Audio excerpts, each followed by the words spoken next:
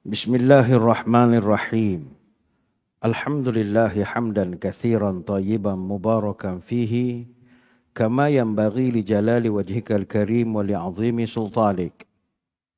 Allahumma salli ala Sayyidina Muhammadin abdika wa rasulika nabiyil ummi wa ala alihi wa sahbihi wa sallim. Nawaitu ta'alluma wa ta'lim wa tadhakura wa tazkir wa naf'a wal intifa' wal ifadah wal istifadah wal hasa ala tamasuki bi kitabillah wa sunnati rasulih wa du'a ilal huda wa dalalah alal khair ibtigha'a wajhillah wa mardatihi wa qurbihi wa thawabihi. Allahumma raddina bi qada'ika wa sabirna ala bala'ika wa auzi'na syukra ni'ma'ika. Ya Allah, jadikan kami redha menerima takdirmu, jadikan kami sabar menerima ujianmu, dan bimbinglah kami untuk sentiasa syukur kepada nikmat-Mu. Yang dihormati para pegawai dan sukarelawan Masjid Negeri Sultan Ahmad 1 Kuantan, rakan-rakan dari Pusat Kutipan Zakat dan Wakaf Majlis Agama Islam dan Adat Resam Melayu Pahang, seterusnya para pecinta ilmu, tuan-tuan guru, para alim ulama, para habaib, muslimin muslimat, hadirin hadirat, tuan-tuan puan-puan, moga-moga dirahmati Allah sekalian. Alhamdulillah kembali bertemu di dalam program Minda Imam Besar yang dibawakan kepada kita oleh Pusat Kutipan Zakat dan Wakaf Majlis Agama Islam Pahang. Kita masih membahaskan kitab Al-Wasiyah bi Ba'di Sunnah Syibhil Mansiyah ataupun 100 sunnah Rasulullah sallallahu alaihi wasallam yang dilupakan, susunan Dr. Haifa binti Nasir bin Abdullah Ar-Rashid. Dan buku ini seperti yang kita maklum ada 18 bab yang merangkumi pelbagai sunnah-sunnah harian, bermula dari bab bersuci, junub, siwak, azan dan macam-macam lagi lah. Minggu lepas kita tamatkan bab yang ke-12, iaitu bab mengusap muka dengan kedua tapak tangan semasa bangun tidur, muka surat 198. Jadi kita ulang balik seperti mana kata Ibn Abbas radhiyallahu anhuma, fajalasa yamsahu nauma an wajhihi biyadihi thumma qara'a al-'ashra al-ayatil khawatima min surati Ali Imran. Dia bercerita Nabi bila bangun dia akan duduk, dia akan mengusap wajahnya untuk menghilangkan mengantuk, kemudian membaca 10 ayat terakhir surah Ali Imran. Ini hadis riwayat Ahmad, Bukhari dan Nasa'i. Hari ini insya-Allah kita akan masuk satu bab yang baru, iaitu bab yang ke-13, iaitu pelbagai sunnah yang berkaitan dengan perubatan. Perubatan. Ini muka surat 202. Bab ini insya-Allah akan ada 4 subtopik dan semuanya saya kira adalah bab-bab yang menarik kalau dapat kita amalkan. Kita lihat apa kata tuan kitab. Mukadimahnya agak panjang untuk bab ini. Bismillahirrahmanirrahim. Bab 13, pelbagai sunnah yang berkaitan dengan perubatan. Pada masa sekarang, kebanyakan kaum muslimin sudah berpaling daripada perubatan cara Nabi. Sebelum membahas persoalan ini, perlu disebutkan terlebih dahulu bahawa hadis-hadis sahih yang berkaitan dengan perubatan sangat banyak jumlahnya. Ramai di kalangan ulama sendiri menulis dan membahas tajuk ini dalam tulisan mereka. Ini adalah kerana istimewanya cara perubatan cara Nabi yang disokong oleh wahyu ilahi. Terdapat perbezaan yang sangat besar di antara perubatan cara Nabi sallallahu alaihi wasallam dengan perubatan lain. Terdapat juga hubungan di antara perubatan para doktor dengan perubatan para nabi serta kelayakan mereka. Persoalan ini turut disentuh oleh Ibnul Qayyim. Para ulama begitu mengambil berat berkenaan sumber hukum Islam setelah Al-Quran. Sumber-sumber tersebut adalah kitab-kitab sunnah, iaitu hadis Nabi. Dan yang paling penting, kitab-kitab sunnah tersebut adalah kitab-kitab induk yang terkenal lagi popular serta menukilkan sunnah yang disucikan. Contohnya dalam sahihnya Imam Bukhari menulis 2 kitab, iaitu kitab Al-Mardha, iaitu pelbagai penyakit, dan kitab At-Tib, iaitu perubatan. Imam Muslim dalam sahihnya menulis kitab As-Salam, maknanya keselamatan, yang menyebutkan lebih kurang daripada 17 bab berkaitan perubatan dan penyembuhan. Imam At-Tirmizi dalam sunannya menulis kitab tentang perubatan Nabi SAW yang mencakupi 25 bab berkaitan jenis-jenis perubatan Nabi SAW. Imam Ibn Majah dalam sunannya menulis kitab At-Tib ataupun perubatan yang mencakup 46 bab. Imam Abu Daud dalam sunannya menulis kitab At-Tib yang mencakup 24 bab berkenaan hal yang sama. Semua kitab tersebut adalah sumber sunnah teragung sebagaimana yang kita saksikan. Tetapi, mengapa kaum muslimin sekarang ini lalai dan tidak mengetahui perkara agung ini? Imam Ibn Qayyim menulis kitab yang sangat luar biasa iaitu Zadul Ma'ad, 1 jilid penuh. Kitab yang keempat ini mengandungi petunjuk Nabi SAW dalam masalah perubatan. Beliau menulis perkara yang bermanfaat mencakup petunjuk Nabi SAW dalam masalah perubatan. Tujuannya adalah supaya ia bermanfaat pula kepada orang lain. Dalam kitab tersebut turut dijelaskan hikmah yang tidak mampu dijangkau oleh akal fikiran kebanyakan doktor. Perubatan cara Nabi adalah melalui pengamatan. Manakala perubatan cara doktor adalah dengan cara profesionalnya. Hanya Allah sajalah maha penolong kepada kita dan hanya kepada Allah kita mendapatkan kekuatan dan kemampuan. Terdapat banyak contoh perubatan cara Nabi yang kebanyakannya tidak dipedulikan oleh kaum muslimin pada masa ini. Penulis akan menyebutkan sebahagiannya saja sekadar untuk mengingatkan saja. Jadi hadirin hadirat sekalian, bila menyentuh tentang perubatan Islam, ia adalah isu panas. Isu yang sedang hangat dibahaskan khususnya oleh netizen. Apabila munculnya beberapa orang yang mahir dalam bidang perubatan ini, saling hujam-menghujam antara satu profession dengan profession yang lain. Bagi orang yang duduk kepada perubatan yang bukan perubatan moden, dia akan menghentam perubatan moden ni sebagai begini-begini. Dan bagi perubatan moden pula, dia ada pula hujah-hujah dan sebagainya. Ini kita tak dapat nafikan bahawa catatan sejarah menunjukkan umat Islam kita mewarisi dua sistem perubatan yang berbeza. Iaitu, ini untuk perubatan Islam. Ada pertama, aliran perubatan menurut ahli hadis. Satu lagi, aliran perubatan menurut ahli falsafah. Yang ini tak boleh dicampurkan. Aliran perubatan menurut ahli hadis ni, dia punya sejarah dia. Aliran perubatan ahli hadis juga kita kenal dengan apa yang dinamakan sebagai perubatan yang disandarkan kepada baginda Nabi secara direct. Ini kita panggil Tibbun Nabawi, perubatan cara Nabi. Ciri-ciri yang mendasari aliran perubatan ini adalah doa ataupun ruqayah, meditation, ataupun penggunaan ubatan berbentuk herba ataupun tumbuh-tumbuhan tertentu, medication. Itu ada hadis-hadisnya. Dan kalau kita lihat, ianya menggabungkan unsur fizik dan metafizik di dalam ilmu perubatan, iaitu gabungan unsur ilahiyah dan juga unsur alamiah. Dan ini memberi kesan terhadap konsep falsafah perubatan Islam itu sendiri.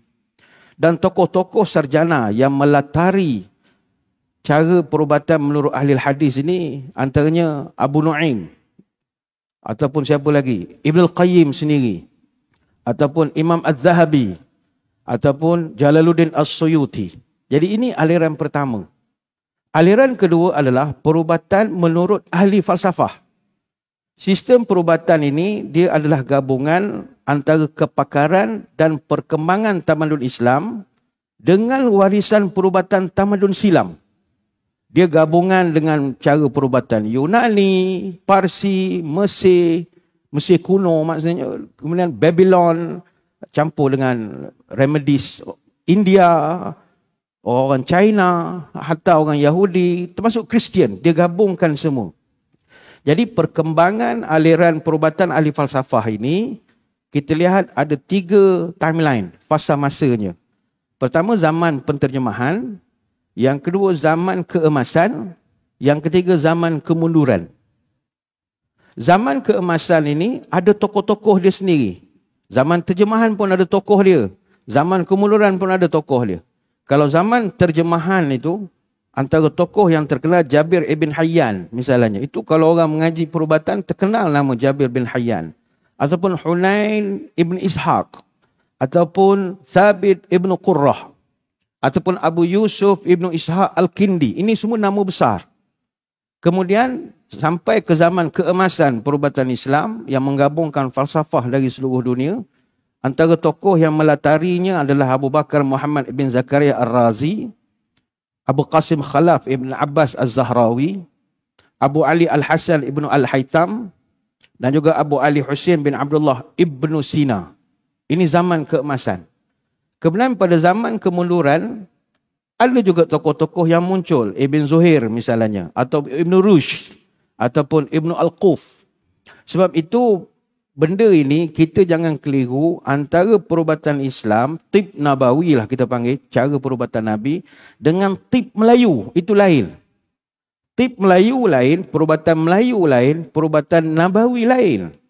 Sekarang ni ada kekeliruan, orang yang bawa cara perubatan Melayu dilabelkan sebagai tib Nabawi. Oh tidak. Setiap tamadun dari segi falsafahnya memiliki mekanisme perubatan tersendiri. Sejak zaman Nabi Adam, orang sakit, sudah pasti setiap orang akan ada cara untuk nak buat remedies, nak buat ramuan dan sebagainya lagi. Termasuklah di alam Melayu. Jadi kalau ilmu tib Melayu, perubatan Melayu, dia merangkumi ilmu tabib, perdukunan, perbomohan, cara berubat dan berbagai-bagai cara lagi. Sebab itu dalam tamadun Melayu, kitab tib Melayu juga syarat dengan ramuan-ramuan ubatan dan juga kaedah-kaedah rawatan penyakit. Maka orang yang mengaji bab ini, dia tak boleh declare, oh saya ni cara perubatan Islam. No, you adalah cara tib Melayu. Contohnya dalam kitab-kitab perubatan Melayu ada 220 ramuan untuk penyakit kepialu misalnya. Ada. Satu-satu disenaraikan. Kebanyakan kitab-kitab tib Melayu ini dia tidak berbentuk formal. Sebaliknya dalam bentuk catatan peribadi daripada tabib itu sendiri. Dan ini kita lalui dalam hidup kita. Tok kita, moyang kita, ayah kita suka mencatat cara cucu sakit perut, apa cara baca. Dia catatkan saja. Berdasarkan apa yang dia belajar dengan tok dia, dia salinkan adalah satu buku dia akan tuliskan, wariskan pula pada kita. Catatan itu kadang-kadang merangkumi penyakit-penyakit fizikal, kerohanian. Tetapi dia bukan untuk bacaan atau rujukan umum. Dipakai dalam keluarga itu saja. Ada masanya jampi-jampi serapah. Yang kita bila baca, kita pun tak faham kadang-kadang. Tapi sebab ada bahasa Arab campur-campur, oh ini perubatan Islam. Tak, itu perubatan Melayu. Contohnya ada orang tua-tua dia jampi Bismillahirrahmanirrahim di wadi manikam besi tikam ke besi besi temin besi tembaka besi sarit lilit pinggang 12 pinggang kutikam bukit-bukit runtuh tikam gunung-gunung roboh dengan berkat ya qahar ya qahar ya qahar ya hidup qahar ya hidup qahar ya puh. Oh ni ustaz ni. Tak, itu perubatan Melayu. Kena dibezakan dari sudut falsafahnya. Kalau orang belah Jawa ada juga bacaan-bacaan. Apa lagi contoh Bismillahirrahmanirrahim. Niat ingsun amatek aji taming wajah kelambi ku besi kuning sekalian segelblok kelele otot ku kawat balung ku besi kulit ku tembaga daging ku wajah kap karekot barikop kemulan kena wajah inting mengkangkang. Fuh. Jangan asal fuh. Oh ni Islam, bukan Islam. Itu perubatan alam Melayu. Ini perlu diperjelaskan. Saya ingat dulu, saya orang Maran. Maran ni kampung. Sampai sekarang pun kampung je Maran ni. Dia tak adalah macam maju, macam jerantuk ke apa. Daripada dulu, perubatan Melayu tradisional banyak. Saya masih ingat dulu kalau zaman budak, kalau demam ke, kena sampuk ke apa-apa, orang tua calik kapur kat dahi. Calik kapur. Lepas tu tak boleh keluar rumah. Dia kata 3 hari tak boleh tengok China dengan India. Saya pun tak faham apa sebab. Zaman itu, zaman sekarang tak boleh lah. Zaman kerajaan campuran ni tak boleh lah. Tak boleh tengok China India 3 hari. Ini amalan. Sebab itu sejarah perkembangan tib Melayu, perubatan Melayu ini, kebanyakan kitab tib Melayu yang ditemui hari ini, ditulis secara rasmi sekitar abad ke-19, abad ke-20. Dan penulisan tib Melayu tidak hanya berbentuk secara khusus, tapi wujud dalam pelbagai genre.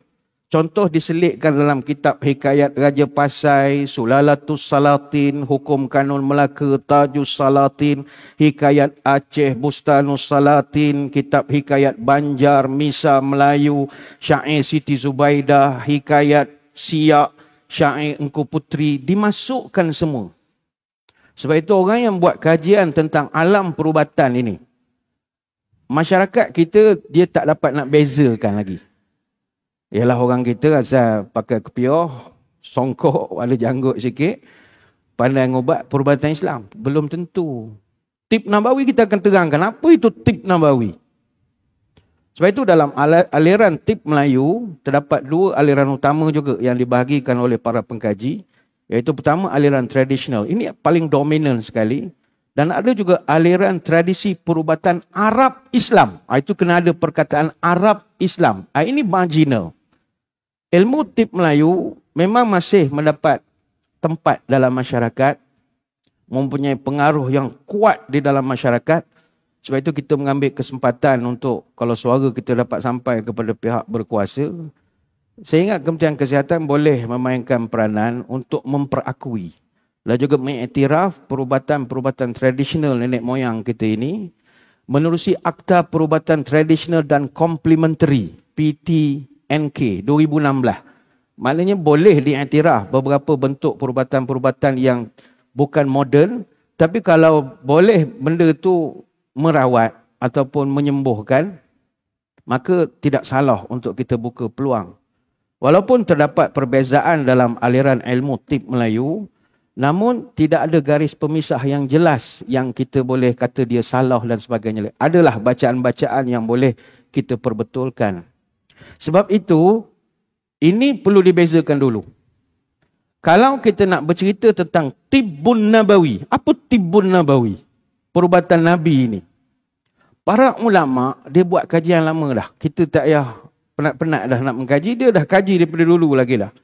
Ada beberapa takrifan yang diberikan tentang Tibbun Nabawi yang didefinisikan oleh para ulama. Ini boleh kita rujuk. Huraiannya begitu banyak dalam kitab Tibbun Nabawi, Usulihi wa Mazaya wa Masadiruhu. Banyak kitab-kitab menulis. Definisi yang pertama menyebutkan bahawa At-Tibbun Nabawi huwa kullu ma zakara fil Qur'ani wal ahaditsin nabawiyyah sahihah fima yata'allaqu bitib sawa'un kana wiqayatu am ilajan. Tib Nabawi ini adalah segala sesuatu yang disebutkan oleh Quran dan Sunnah yang sahih. Garis bawahkan perkataan sahih. Yang berkaitan dengan ilmu kedoktoran dan perubatan, baik ianya adalah satu bentuk pencegahan, sawa'un kana wiqayah untuk pencegahan, ataupun ilajan untuk penyembuhan atau pengubatan. Ini definisi yang pertama. Definisi yang kedua Tibbun Nabawi adalah At-Tibbun Nabawi huwa majmu' ma sabata fi huda Rasulullah fi tibbil ladzi tatabbabu bihi wa wasafahu li ghairihi. Yang dimaksudkan tib Nabawi ini adalah semua yang sahih daripada apa yang ditunjukkan oleh Nabi SAW dalam hal ehwal kedoktoran yang baginda gunakan sendiri atau baginda gunakan untuk mengubat orang lain. Itu baru tib Nabawi.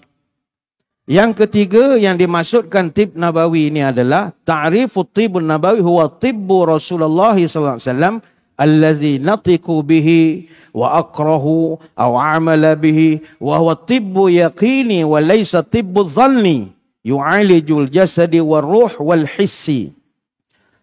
Tibbun Nabawi ni kata ulama adalah metod pengubatan Rasulullah SAW. Sama ada metod itu Nabi sendiri bacakan, Nabi ucapkan, atau Nabi akui untuk diamalkan, ataupun merupakan satu pengubatan yang mesti berbentuk pasti. Bukan sekadar disangka-sangkakan. Dia tidak boleh dalam keadaan zon. Kemudian dia boleh mengubat kepada penyakit jasad, roh dan juga panca indera. Saya jelaskan. Dia ada tib Nabawi yang baginda sendiri ucapkan. Sebagai contoh, Nabi cerita tentang keutamaan Habbatus Sauda. Itu Nabi sendiri sebut.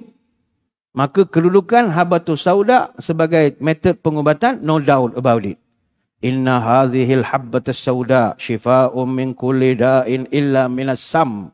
Sesungguhnya pada Habbatus Sauda itu ada ubat untuk segala penyakit kecuali mati. Jelas, ni hadis Bukhari Muslim. Ada Tibbun Nabawi yang Nabi tidak ajar, tidak ucapkan, tapi Nabi akui cara itu mujarab. Sebagai contoh, satu peristiwa yang pernah berlaku kepada Abu Sa'id Al-Khudri radhiyallahu anhu.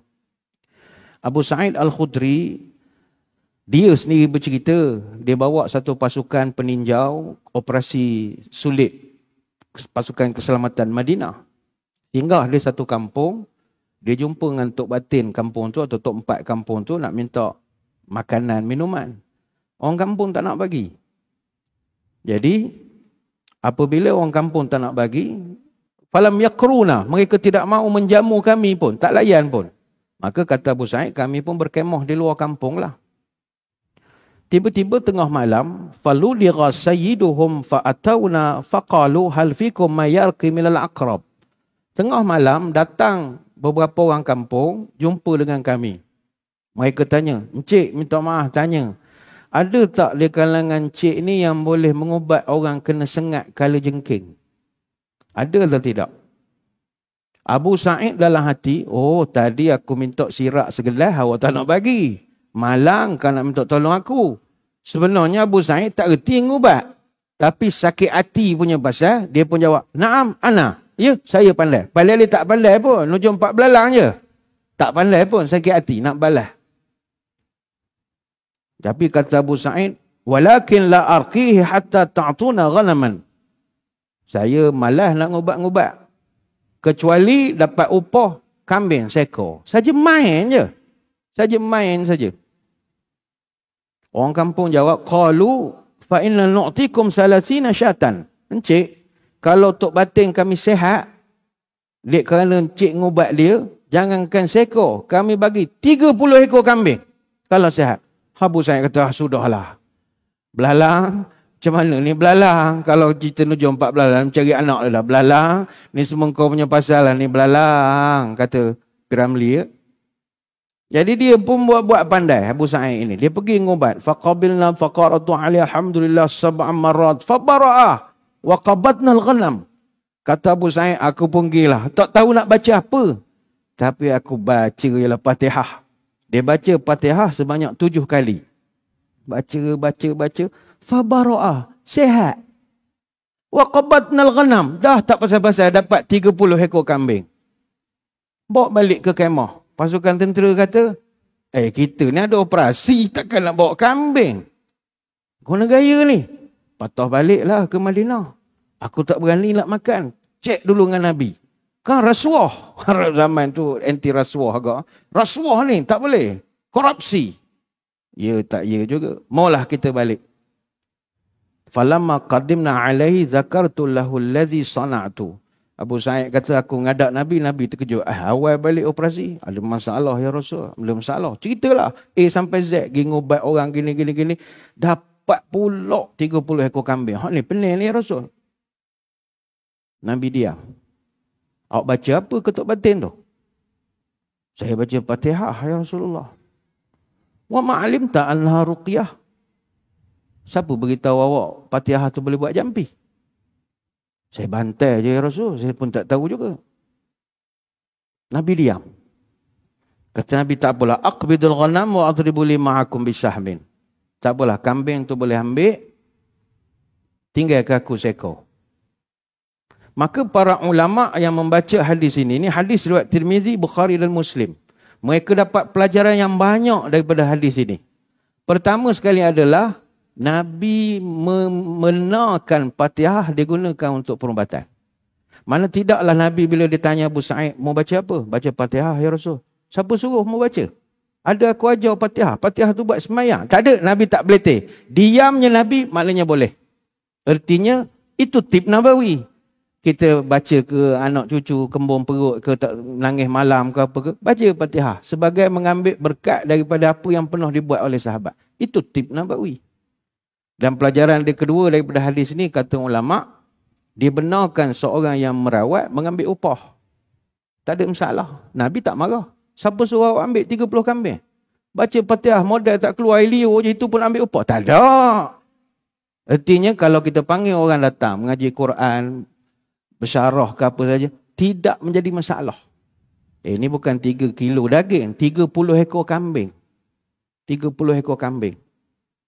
Jadi ini tip Nabawi dia panggil. Tip Nabawi yang Nabi persetujui. Ada juga tip Nawawi yang Nabi sendiri amalkan, personal dia. Sebagai contoh, Nabi melakukan hijamah. Hijamah maknanya berbekam. Nabi sendiri dia sering berbekam. Dan dia ada banyak penjelasan tentang fadilat berbekam ini. Kata Ali bin Abi Talib radhiyallahu anhu, anna Nabi sallallahu alaihi wasallam ihtajama wa amarani fa'ataitul hajjama ajrahu. Nabi pernah berbekam dan dia menyuruh aku untuk memberikan upah kepada orang yang buat bekam itu. Ini hadis riwayat Ahmad dan Ibnu Majah. Sebab itu saya sebutkan bahawa ada sedikit kekeliruan di kalangan masyarakat tentang melabelkan kaedah perubatan mereka itu, terus menyebut ini cara Nabi. Ini Tibbun Nabawi. Jangan. Nama Nabi ni suci. Jangan mudah petik untuk nak menjustifikasikan profession kita ke, hobi kita ke dan sebagainya lagi. Dia begini, pertama sekali, ada orang yang sekadar bila tengok benda tu ada unsur-unsur bahan-bahan makanan yang Nabi konsum, lalu dia pun kata itu adalah Tibbun Nabawi. Contoh, minuman ada habatus sauda. Atau minuman tertentu dicampur madu. Maka dia menyangka, oh itu adalah Tibbun Nabawi. Tidak. Tibbun Nabawi ni kata ulama adalah metod perubatan yang kompleks. Dia bukan sekadar letak, ini Nabi ni. Tak. Dia ada sukatan dia, ada cara dia, ada petunjuk daripada sunnah. Dia bukan main letak saja. Macam contoh air Zam-Zam. Air Zam-Zam tu memang perubatan. Tetapi kalau semua orang minum Zam-Zam tak jatuh sakit, tak ada lah hospital di Mekah. Ada je hospital di Mekah. Artinya bukan kerana air itu tidak betul. Ada cara dia, metod dia. Kan ubat ni dia bukan. Antara kepakaran doktor adalah mengenal pasti sukatan ubat. Anak kita datang. Dia akan timbang dulu berapa tinggi, berapa berat. Nak bagi 7.5 ke bagi 10. Ada kiraan. Bukan kata, ini bagi Zyrtec. Ini bagi... dia ada kiraan. Kiraan itu adalah sebahagian daripada metod perubatan Tibbun Nabawi. Begitu juga sebahagian kecil daripada pengguna yang hanya menambahkan ramuan-ramuan tertentu, lalu dia terus mengatakan bahawa, oh itu adalah Tibbun Nabawi. Tidak. Seperti saya sebut tadi, dia menggelakkan ini kopi sunnah. Ini Nescafe sunnah. Ini teh tarik sunnah. Kenapa ada perkataan sunnah? Oh sebab kita letak madu. Jangan bengkan terus. Dia mesti ada sukatan dia. Esok kita takut orang buat aiskrim pun ada aiskrim sunnah. Sebab dalamnya ada habatus sauda dan sebagainya lagi.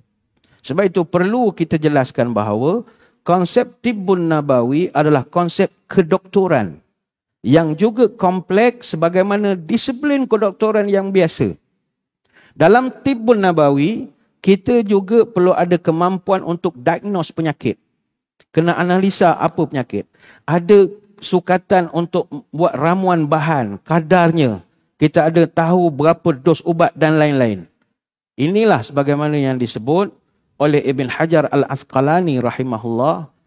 Faqad ittafaqal attiba' ala anna al-marad al-wahid yakhtalif ilajuhu bi ikhtilafi as-sanni wal-'adati wal-zamani wal-ghadha' al-ma'lufu wat-tadbiru wa quwwatu tabi'ah. Seluruh doktor-doktor dan tabib telah sepakat bahawa pengubatan apa juga penyakit adalah berbeza-beza dengan melihat kepada umur, kebiasaan, waktu, jenis makanan yang biasa digunakan oleh pesakit itu, disiplin cara hidup dan kekuatan daya fizik pesakit itu. Bukan semua sukatan sama. Orang datang kita budak, cara budak. Wanita datang, cara orang perempuan. Orang lelaki tengok pula warga mah lain caranya. Orang muda lain cara. Semua perlu ditinjau. Li'anna dawa'u yajibu an yakuna lahu miqdari wa kimiyatu bihasbid da'. Kerana ubat mestilah sesuai kadar dan jumlahnya dengan penyakit. In qasara anhu lam yadfa'uhu bil kulliyah wa in jawizuhu aw hiyal quwwah wa ahdatha diraran akhar. Kerana kalau dosnya kurang, dia tak akan menyembuhkan. Dan kalau dosnya berlebihan, dia mendatangkan pula penyakit yang lain. Itulah tip Nabawi. Ini boleh rujuk kitab Fathul Bari, jilid ke-10, muka surat 169. Sebab itu orang yang nak menceburi bidang mengubat ini, dia mesti ada pengalaman dan kemahiran membuat ramuan, sukatan dan sebagainya. Madu dan habbatus sauda yang disebutkan dalam Al-Quran dan hadis itu benar. Tetapi hanya disebutkan bahannya saja. Kita perlu ada pengalaman kedoktoran tabib untuk membuatkannya ramuan. Bagaimana nak menjadikan ubatnya itu menjadi mujarab. Dan ini sabit dengan satu hadis kata Sa'ad radhiyallahu anhu. Maridtu maradan atani Rasulullah sallallahu alaihi wasallam. Ya'uduni fawada'a yadahu baina sadbayya hatta wajadtu bardaha ala fuadi. Saat bercerita, satu hari saya sakit dada. Dada ni rasa tegang, keras, rasa benda tak kena. Kemudian Nabi pun datang ziarah. Kemudian fawada'a yadahu baina sadbayya. Nabi letakkan tangannya di atas dada saya. Hatta wajadtu bardaha. Lama Nabi letak sampai saya rasa sejuk tangan Nabi tu. Lama Nabi letak. Nabi diam. Dia nak ngubat lah. Nabi lihat. Kemudian sudah tu Nabi kata, faqal innaka rajulun maf'udun. Sa'ad, awak ni sakit jantung ni. Nabi tahu. Awak ni sakit jantung ni. Begini. I'til Harith bin Kaladata akha Thaqifin فَإِنَّهُ رَجُلٌ يَتَطَبَّبُ فَلْيَأْخُذْ 7 تَمَرَاتٍ مِنْ عَجْوَةِ الْمَدِينَةِ فَلْيَجَأْهُنَّ بِنَوَاهُنَّ ثُمَّ لِيَلُدَّكَ بِهِنَّ. Kemudian ini mustahab. Nabi kata, awak ni kena jantung ni. Ginilah. Awak pergi jumpa Al-Haris bin Khalidah. Dia ni geng duduk puak-puak Bani Thaqif. Dia ni seorang tabib. Dia tahu nak membuat ubat. Jadi awak beritahu kepada Haris bin Khalidah, saya pesan ke dia, cari 7 buah kurma, ambil sekali dengan biji-biji, suruh dia buatkan ramuan, bagi awak minum. Ini hadis riwayat Abu Daud.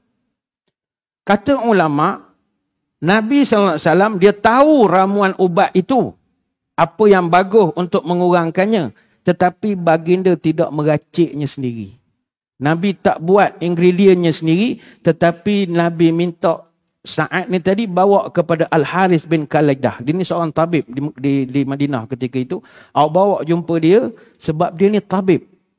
Dia Haris bin Khalidah ini, dia pernah belajar ilmu perubatan sampai ke Yaman. Dia pernah belajar sampai ke Parsi. Dia ilmu perubatan ni dia bukan sekadar tengok awak ni sakit perut pinggang. Tak. Dia kena tahu nak bagi apa. Macam kita di hospital lah. Puan-puan, tuan-tuan pernah duduk hospital. Doktor ni lain-lain. Dia punya kepakaran dia. Orang ni datang. Dia mungkin kita sakit lutut. Jadi dia tunjuk lutut saja. Hak kita batuk kokeh. Bukan masalah dia. Itu kena cari satu orang lain. Dia hanya boleh bagi pendapat sajalah. Tapi dia akan rawat apa masalah tu dulu. Atas waris lah pula. Doktor, ayah saya ni malang, kongkang, batuk. Oh batuk ke? Ataupun esok doktor batuk pula datang. Dia ada kiraan dia pula. Maka itulah dunia perubatan. Dia tak boleh Mr. All Know. Adakah Nabi SAW tak tahu buat ubat? Tahu. Tapi sukatan. Ya ini kena tabib. Sebab awak ni melibatkan jantung. Jadi itu menunjukkan bahawa ilmu perubatan adalah ilmu yang sangat kompleks. Ada part-part tertentu Nabi serahkan pada orang yang lebih arif. Walaupun Nabi boleh jampi ke apa, boleh tiuk, tak ada masalah. Sebab itulah Nabi SAW, dia pantang dia kalau orang yang tak tahu, buat-buat tahu. Terutamanya di dalam bab perubatan. Itu jangan main-main. Nabi pernah bagi amaran, man tatabbaba walam yu'lam minhu tibbun fahuwa dhaminun.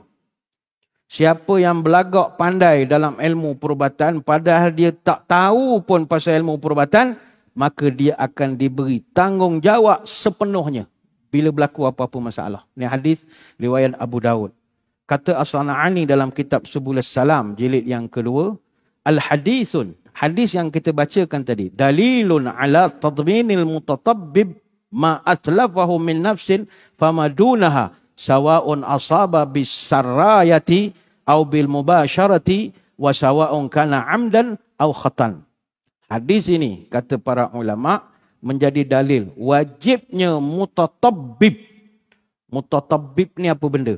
Ini satu istilah yang bagus kalau kita faham.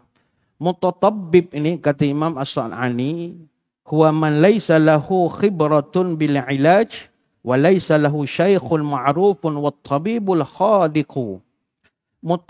Mutatabbib ini adalah orang yang tak ada pelajaran pun dalam ilmu perubatan dan bukan orang yang dikenal pun sebagai orang yang berpengalaman dalam pengubatan, atau dia bukannya seorang tabib yang pandai pun.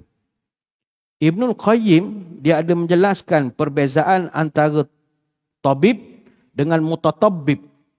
Kata dia, inna tabib al-khaliq huwa alladhi yura'i fi ilajihi 20 amran wa saradaha hunalika.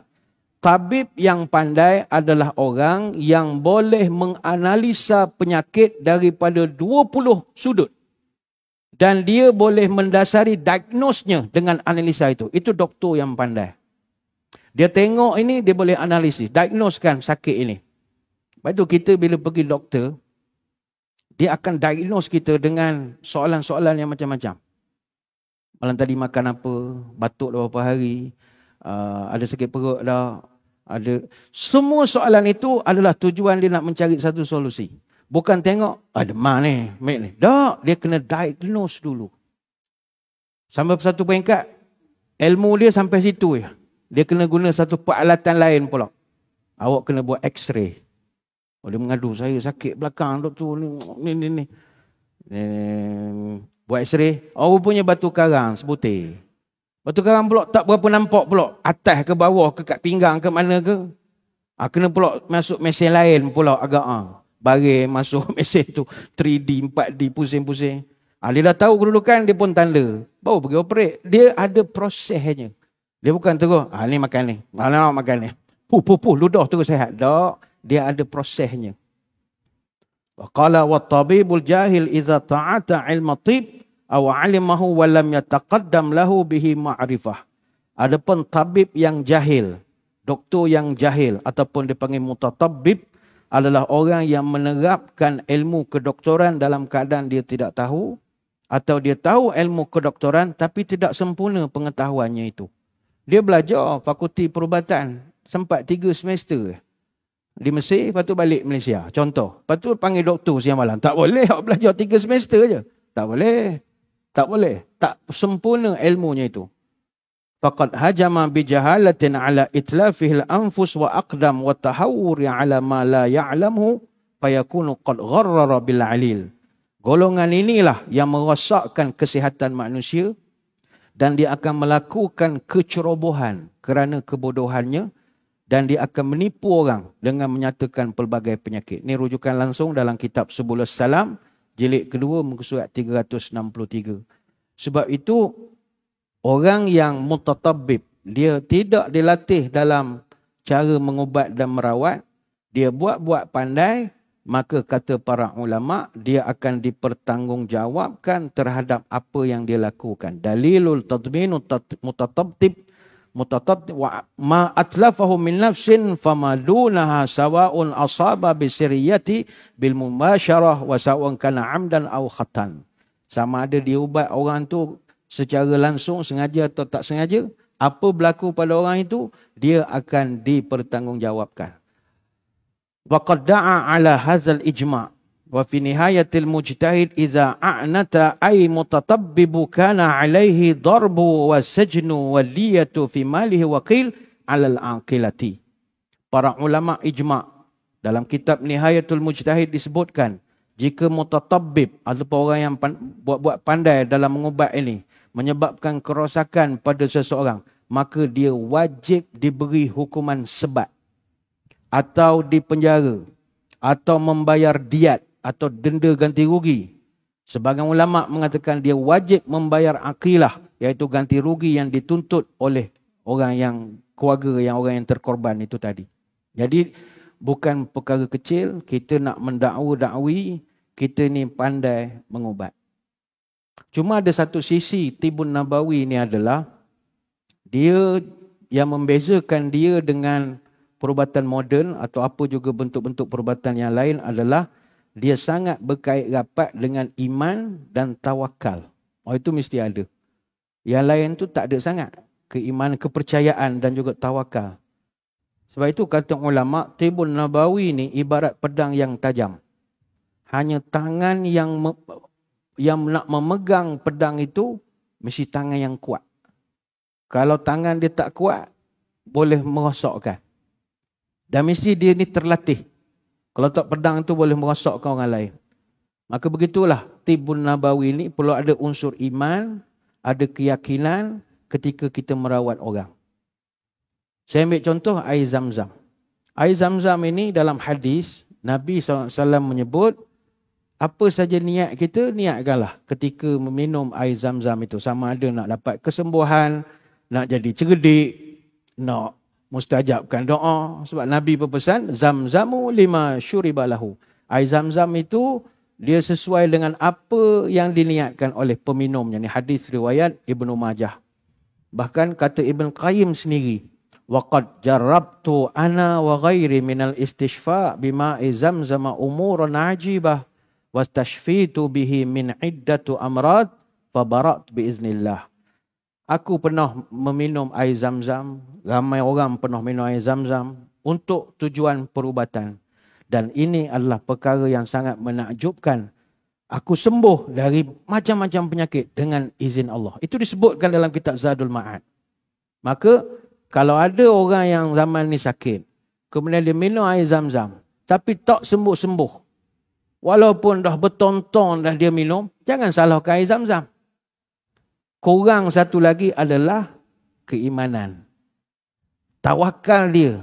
Kepercayaan dia kepada air itu. Itu yang tidak ada. Maka benda ni kompleks. Dia bukan sekadar boleh baca jampi-jampi, oh ni ustaz perubatan Islam. Tak begitu. Dia ada satu benda yang sangat complicated. Sebab itu bila kita timbulkan, adakah Islam mengenepikan teknologi ataupun perubatan cara moden? Tidak. Itu tidak. Justifikasinya adalah ubat moden, dia juga perlu melalui pelbagai peringkat kajian sebelum nak dipasarkan. Tak kira daripada negara mana ubat itu dihasilkan. Bahkan dalam konteks negara kita ada pula jawatankuasa khas pula. Terdiri daripada muftinya dan macam-macam yang akan membincangkan pula. Kalau ada pun side effect daripada apa-apa ubat, itu telah pun dikaji dan diketahui setiap jenisnya sebelum diada ataupun digunakan oleh orang ramai. Itu bila dia nak bagi, dia tanya, ada alergik, ada apa-apa gini. Pelbagai soalan lah ditanya sebelum kita menggunakan ubat itu. Dan bagi seorang doktor, setiap preskripsi ubat ada rasionalnya. Dan setiap penolakan pemberian ubat pun ada rasionalnya juga. Sebagai contoh, ubat untuk batuk kering. Apabila kajian mendapati terdapat minor side effect kepada hati, yang mana kemungkinan boleh menyebabkan drug-induced hepatitis. Tapi bila dibuat kajian, oh ini bersifat sementara. Maka pesakit itu dalam kajian mereka masih boleh disembuhkan lagi. Jadi ada prosesnya. Kaji, selidik, analisa, buat penyelidikan dan sebagainya lagi. Sebab itu tuan-tuan, saya jelaskan pada pagi ini. Hormatlah kepada doktor. Ini payah kita ni. Kita mudah sangat. Kita lebih Islam daripada orang. Jangan begitu. Setiap orang ada kepakaran dia. Different faculty. Kita fakulti lain, dia fakulti lain. Dan ini bukan kita nak membodek doktor, bukan. Kita kena hormat profesion doktor sebab para ulama sendiri hormat kepada doktor. Awak ulama kampung pun dok bantai doktor siang malam. Tak boleh begitu. Imam Syafi'i rahimahullah sangat hormat kepada profesion dan autoriti doktor dan dia akan selaraskan hasil kajian perubatannya, hasil kajian rangkuman fatwanya dengan kajian doktor. Ini sifat Imam Syafi'i. Ketika dia menjelaskan pentingnya ilmu kedoktoran, kata dia, la a'lamu ilman ba'dal halal wal haram anbalu minat tib. Saya tidak tahu apakah ada satu ilmu yang lebih hebat selepas ilmu halal dan haram melainkan ilmu kedoktoran. Dia tak letak engineer, arkitek dulu. Kedoktoran dulu. Ini boleh rujuk dalam kitab Siyarul A'lamun Nubala. Begitu juga Imam Syafi'i menekankan bahawa dalam banyak-banyak ilmu duniawi, ilmu kedoktoran lah yang paling penting sekali. Kata Imam Syafi'i, innamal ilmu ilmani, ilmu din wa ilmu dunya. Fal ilmu alladhi lid-din huwa al-fiqh. Wal ilmu alladhi lid-dunya huwa at-tib. Ilmu ni ada dua. Ilmu agama, ilmu dunia. Ilmu agama adalah fiqh. Fiqh ni bukan sekadar fiqh. Fiqhul akbar iaitu akidah. Ada pula fiqhul asghar iaitu fiqh ibadah dan juga muamalah. Dan ilmu untuk dunia yang terbaik kata Imam Asy-Syafi'i adalah ilmu kedoktoran. Ini boleh rujuk dalam Adabus Syafi'i wa Manaqibuhu. Bahkan Imam Syafi'i memberikan satu ungkapan, la taskunanna baladan la yakunu fihi alimun yuftika an dinika wala tabibun yumbiuka an amri balanika. Jangan engkau tinggal di satu tempat yang di dalamnya pertama tak ada ulama. Yang mana ulama ni dia boleh memberi fatwa kepada permasalahan agama kamu. Dan yang kedua, jangan kau duduk di satu tempat yang tidak ada doktor. Kerana doktor itu kerjanya memberitahu keadaan kesihatan badan kamu. Ini boleh rujuk Adabus Syafi'i wa Manaqibuhu. Mana kita, kalaulah di kawasan perumahan kita, ada dua golongan ni. Tenang kita duduk. Contoh tuan-tuan perempuan duduk di Kuantan, duduk Taman Guru ke duduk mana-mana. Kawasan kejiranan kita ada ulama, ada doktor. Senanglah hidup kita, senang. Ingkirlah cucu tertelan siling misalnya. Tom dulu ngutik je tertelan siling 20 sen. Nak pergi ke klinik dengan kelang kabut kereta tak ada nak mencapai. Tapi jiran depan rumah doktor. Kan senang. Berlari doktor berlari. Apa hal? Oh dia pun adalah cara dia. Lepas itu Imam Syafi'i suruh cari kawasan yang ada ulama dengan doktor. Lepas tu tambahlah tukang buat rumah ke apa kemudian lah. Dua dia yang paling asas kata Imam Syafi'i. Baik, jadi itu penjelasan umum lah sebagai mukadimah kepada Tib Nabawi ini. Supaya kita jangan ingat, oh Tib Nabawi ni jampi serapah ni, doktor semua tak betul. Itu bukan cara akhlak. Akhlak ni juga sebahagian daripada Tib Nabawinya. Jadi untuk subtopik yang berikut ni, kita akan belajar beberapa pemakanan yang Nabi ajar pada kita, dia adalah satu bentuk perubatan. Dan percayalah apa yang kita akan lihat lepas ini, tak ada di antara kita yang pernah amalkan. Cakap Tibun Nabawi, makan benda ni pun tak pernah. Apakah dia? Yang pertama, muka surat 204, iaitu berubat dengan talbinah. Ini saya percaya tuan-tuan perempuan tak pernah talbinah ni. Apa makna talbinah? Itu dia buat nota kaki atau nota hujung, muka surat 321, nanti boleh baca sendirilah, kita akan uraikan. Baik, talbinah ini, bismillahirrahmanirrahim. Daripada Urwah dan Aisyah, semasa salah seorang keluarganya yang meninggal dunia, kaum wanita biasanya berkumpul. Setelah mereka bersurai, yang tinggal hanyalah keluarga-keluarganya yang terdekat. Aisyah menyuruh mereka memasak talbinah dan sarid. Sarid ni sejenis bubur lah. Talbinah itu dicampur dengan sarid. Setelah itu Aisyah berkata, makanlah ini. Kerana aku pernah mendengar Rasulullah SAW bersabda, at-talbinatu mujammatun li fu'alil maridi tuzhibu ba'dal khuzni. Talbinah ini dapat melegakan hati orang yang sakit dan menghilangkan kesedihan. Hadis Bukhari dan Muslim. Daripada Aisyah lagi bahawa Nabi SAW menyuruh membuat talbinah sambil berkata, huwal baghidun nafi'. Talbinah adalah sejenis makanan yang tidak disukai tetapi sangat manfaat, iaitu sebagai ubat untuk orang sakit. Hadis Bukhari. Catatan. Terdapat juga hadis yang diriwayatkan oleh Tirmizi dan Ibnu Majah. Aisyah berkata, kana Rasulullah sallallahu alaihi wasallam idza akhadha ahlahu al-wa'ku amara bil hasa'i fasuni'a thumma amarahum fahasau minhu wa kana yaqul innahu la yartu wa fu'adal hazin wa yasru an fu'adis saqin. Al-hadis. Apabila salah seorang keluarganya demam, Rasulullah SAW menyuruh supaya membuat kuah daging, iaitu sejenis sup ataupun soto. Kemudian baginda mengajarkan kepada orang lain untuk membuatnya pula. Baginda bersabda, menu itu dapat menguatkan hati orang yang sedih dan menenteramkan hati yang sakit. Hadis ni hadis dhaif. Baik, apakah itu talbinah? Ini menarik. Saya ingat tuan-tuan puan-puan dapat satu memang ilmu baru lah pada pagi ni, talbinah ini. Ini baru Tibun Nabawi. Yang Nabi sendiri recognize. Nabi sebut, Nabi suruh buat. Ini yang betul. Bukan sangkaan zon-zon. Tidak. Apa itu talbinah? Al-Hafiz Ibn Hajar Al-Asqalani dalam kitab Fathul Bari jilid ke-9 menyebutkan. Talbinah ini adalah ta'amun yattakhizu min daqiqin aw nakhalah aw rubbama ju'ila fiha asal. Summiyat bidzalika lishibbihaha bil laban fil bayadi wal riqqah. Wan nafi' minhu ma kana raqiqan nadhijan la ghalizan nai'a. Makanan talbinah ini adalah dibuat daripada tepung ataupun kulit luar gandum. Kulit luar gandum ni dia gandum ni dia ada kulit dia. Kulitnya itu berkhasiat. Gandum tu sendiri bijinya lah. Kulitnya itu kalau dalam bahasa Inggeris panggil bran. B-R-A-N. Tuan-tuan perempuan pergi ke supermarket memang ada dijualkan oat yang bran. Bran tu kulitnya saja, bukan diambil daripada bijinya. Dan terkadang kata Ibn Hajar, ju'ila fiha asal. Dia campurkan dengan madu. Dan dinamakan dengan talbinah kerana dia adalah mirip dengan susu. Warnanya macam susu. Orang Arab panggil laban. Kita panggil talbinah. Dia hampir macam laban.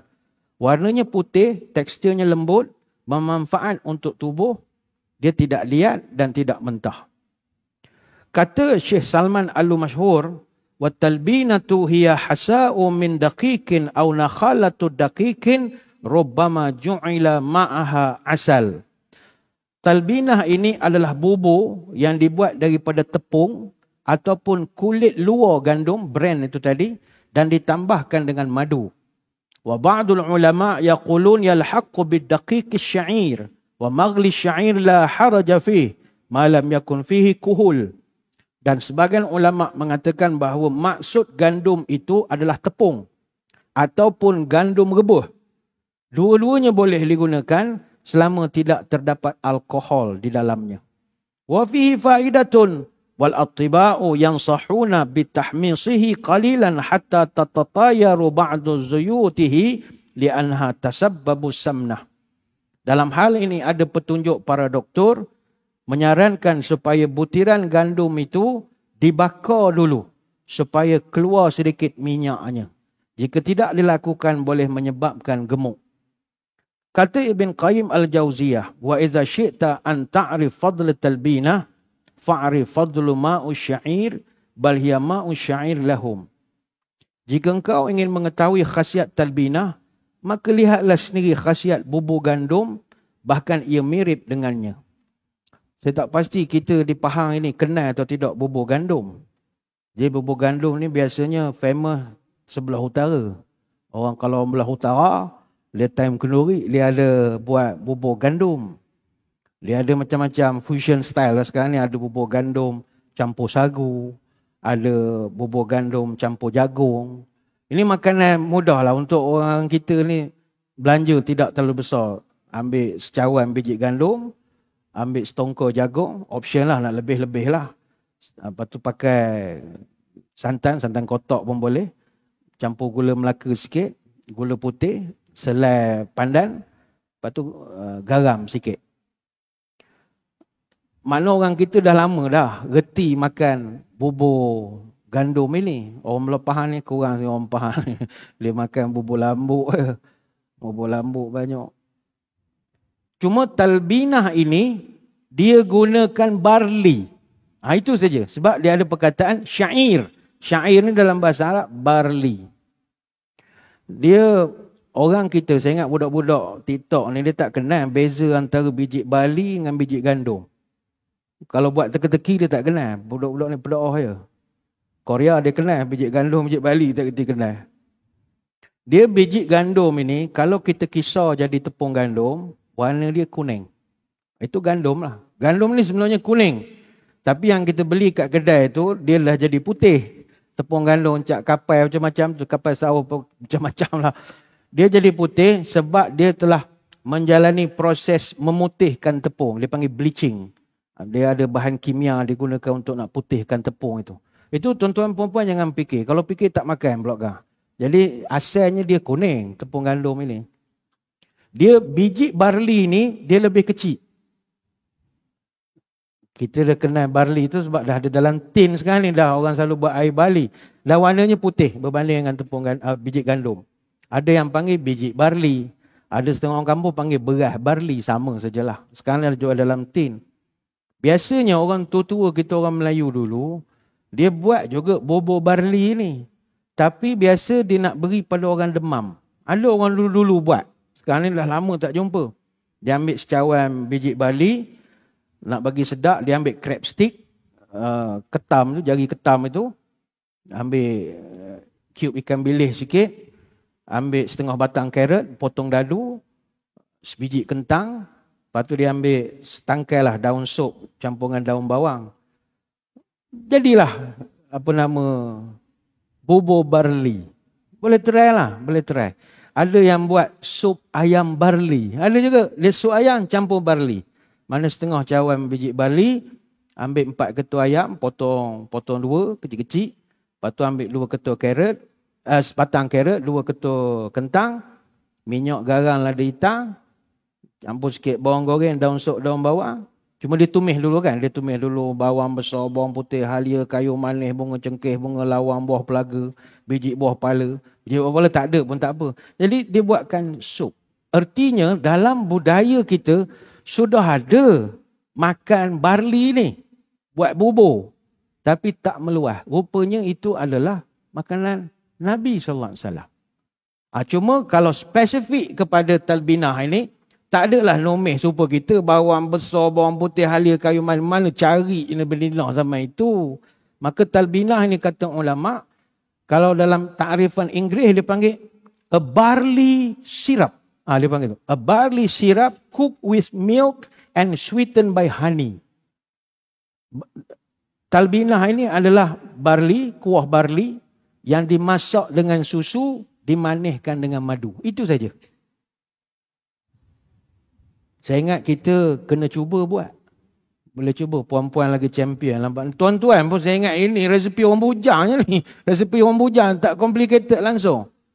Kita lagi berapa hari nak puasa? Lagi 2 bulan 5 hari. Kita nak menyambut Ramadan. Saya mencadangkan talbinah ni bolehlah masuk menu kita. Selain daripada bubur lambuk lah yang memang payah nak buat tu. Yang ini mudah kan. Arak masak simple je. Boleh masuk menu lah untuk sahur ataupun untuk moreh ke apa ke. Lain kes lah puan-puan minggu depan ada nak belanja. Kita orang di masjid buatlah seperiuk nak merasa. Ustazah tak ada lah. Ustazah tak ada lah. Yang buat datang lah. Dia cara buat dia begini. Ambil 3 sulu besar barley. Masakkan semalaman. Kemudian bila dah lembut apa semua. Kita ambil 2 cawan susu segar. Biasa kita ambil full cream lah. Full cream. Lepas tu masukkan je full cream tu dalam periuk kita. Dah pekat-pekat sikit. Masukkan barley. Kacau-kacau-kacau sampai dah rupa dia pekat sikit. Itu je. Taburlah dengan taburan kita. Kita bab menabur memang pandai sangat orang kita bab ni. Buah-buah. Nabi suruh madu je. Kita buah kacang. Ada buah-buah kering. Cranberry lah. Buah tin. Buah kiwi. Apricot. Minimum taruh pisang. Ada orang nak berkat lagi. Kurma ajwa. Dia masuk. Dia potong pula. Terpulang lah sebab nak bagikan dia macam dessert sikit rasanya lah. Ada orang tanya. Bila nak buat talbinah ni pakai susu. Dia memang pakai susu. Nama pun talbinah, laban, pakai susu. Bagi orang yang lactose intolerance. Lactose intolerance ini orang yang tidak ada keupayaan mencerna laktosa. Di Malaysia, 95% rakyat Malaysia tidak ada keupayaan mencerna laktos. Laktos ini sejenis gula yang terdapat dalam susu haiwan ini. Dia kalau ada setengah orang dia minum susu, dia akan ada kesan sampingan. Lepas minum susu, sakit perut lah, pom-pek keluar angin dan macam-macam lagi. Mudah rasa loya, perut meragam, macam-macam. Itu dia panggil lactose intolerance. 95%. Ini ada kajian pernah dibuat. Jadi bagi orang yang ataupun orang yang vegan. Vegan ni orang yang tak makan benda-benda nyawa ni lah. Ataupun dia alahan allergic kepada susu lembu. Mungkin minum tumbuh bintik ke. Tumbuh macam-macam. Jadi dia boleh ganti susu full cream itu dengan susu bukan tenusu. Non-dairy milk. Ini banyak dah di pasaran sekarang. Susu yang bukan asal daripada binatang. Tapi asal daripada tumbuh-tumbuhan. Contoh ada susu oats. Ada susu gajah. Ada susu soya, ada susu badam, ada susu santan pun ada. Susu beras pun ada. Macam-macam. Pergi je lah ke supermarket. Tengok susu, macam-macam susu. Itu satu cara. Ada satu cara lain, ada orang dia blend halus terus biji barley tu. Lepas dia rebus, dia blend halus. Kemudian terus dia masuk saja susu segar ataupun susu full cream tadi. Kemudian bila dah blend, dia masukkan dalam periuk. Bila mendidih, terus tutup api. Tapi don't worry, be happy. Sekarang ini, kalau tuan-tuan puan-puan rajin merayak dalam jualan online, berlambak-lambak orang jual.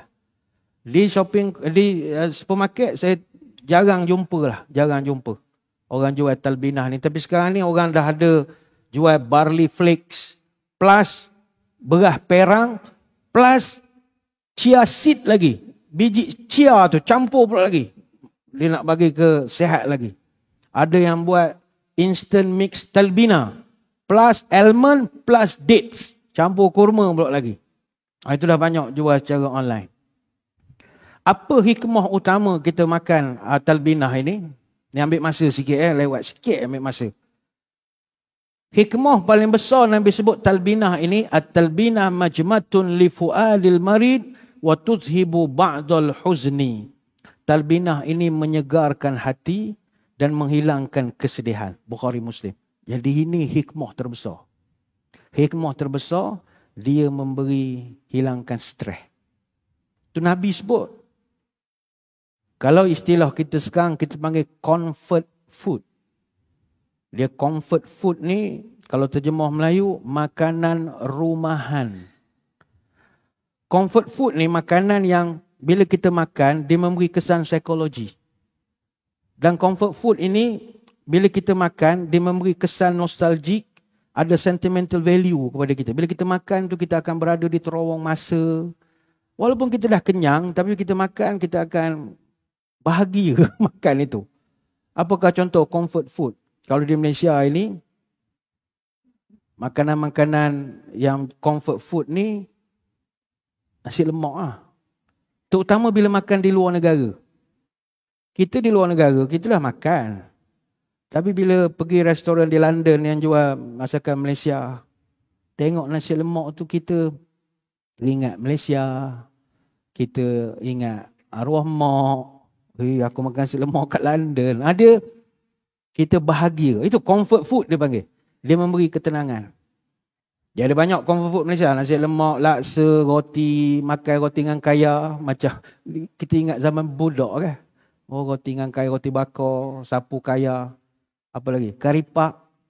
Hatta kalau kita makan benda yang macam karipak pun membahagiakan. Macam samosa. Samosa tu bukan kita punya cara, tapi teringat temosa. Ingat temosa. Ingat temosa duduk Kuantan beli lepas Betul Selamat. Kita jadi suka. Apa lagi? Atau epok-epok lah, pergi Singapura, epok-epok lah.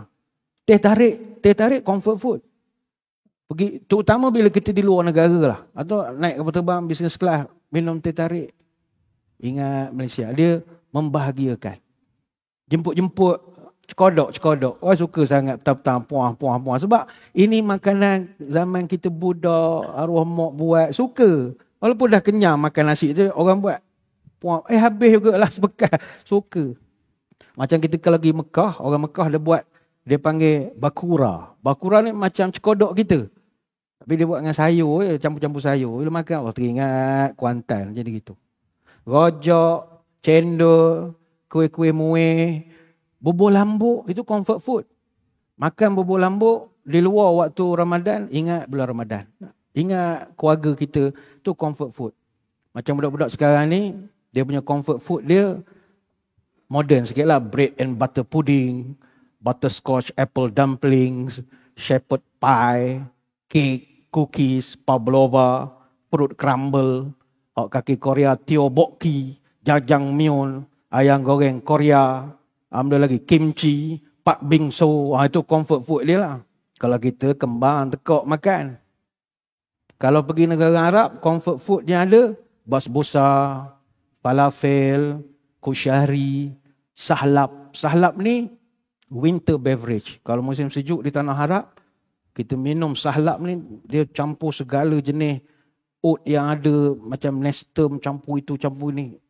Begitu sedap, bijirin-bijirin dia campurkan, begitu sedap sekali. Mulukhiyah. Kalau di Mekah, Ali. Ali itu adalah comfort food. Jadi, Nabi nak menggambarkan talbinah ni comfort food.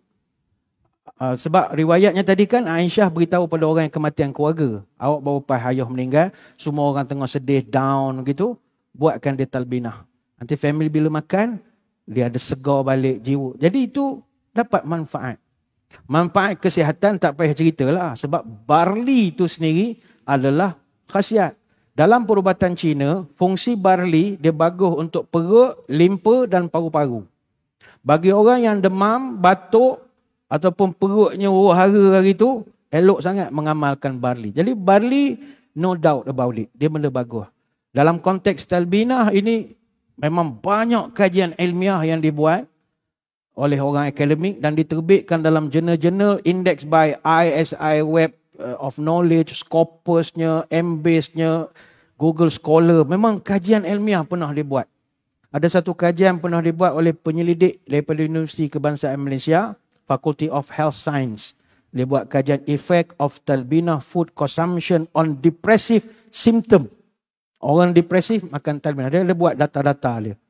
Diterbitkan dalam jurnal Clinical Intervention in Aging. Ini peer review journal, bukan jurnal cak ayam tepi jalan. Tak. Begitu juga ada kajian luar negara pernah dibuat talbinah as a functional food and a source of health beneficial ingredients. Dimuatkan juga dalam jurnal. Ada juga kajian nutritional and therapeutic properties of barley broth. Ataupun talbinah itu dipanggil barley broth. Ada juga kajian B-glucan. Dia kaji B-glucan. B-glucan ini yang menurunkan kadar kolesterol dalam darah. Jadi B-glucan rich functional instant talbinah or porridge. Dia buat kajian. Itu diterbitkan juga dalam British Food Journal. Ini terbaru 2000 awal tahun ni. Sama awal tahun ni 2020, awal tahun lepas 2022 dia buat kajian tentang B-glucan. Dia manfaat banyak. Pertama, dia ada zat beta-glucan yang berfungsi untuk menurunkan kolesterol dalam darah. Dia ada vitamin E yang boleh melemahkan enzim-enzim yang mensintesiskan kolesterol kita. Yang ketiga, dia ada potasium yang berfungsi mengendalikan tekanan darah kita. Dia ada keseimbangan. Dia imbangkan antara air dengan garam.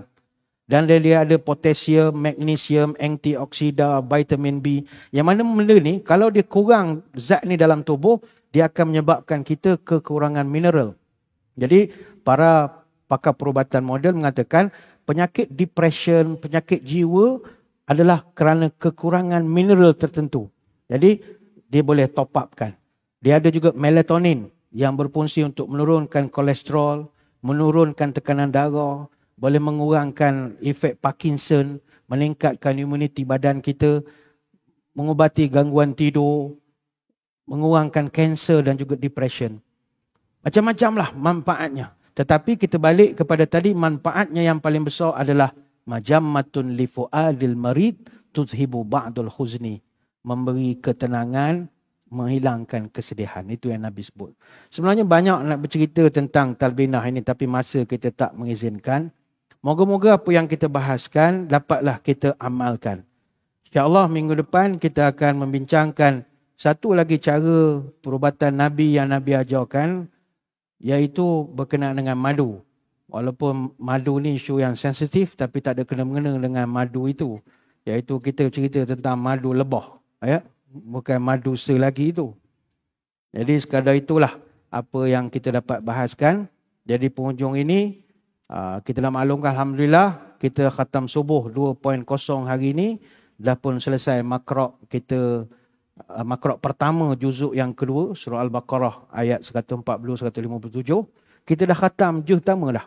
Jadi pada tuan-tuan perempuan yang 8 hari dari itu datang, khatamlah satu juzuk. Hari ini kita start makrok pertama juzuk kedua. Pagi esok kita sambung makrok kedua, juzuk kedua. Jadi dijemput datang ramai-ramai. Dan kita juga mengucapkan selamat berangkatlah kepada Ustazah Hayati kita yang dipahamkan akan berangkat ke Tanah Suci pada 24 hari bulan nanti. Kita doakan kepada beliau dan rombongan, Allahumma yassir lahum ziyaratan Makkah wa Madinah bi ghairi kaddin wala masyaqqatin ma'as salamah wal barakah wal bulughil marami miraran ya Allah. Kita doakan dimudahkan rombongan ini dapat ziarah Mekah dan Madinah tanpa ada susah payah dan kesulitan, selamat dan berkat, dan dimakbulkan segala cita-cita mudah-mudahan.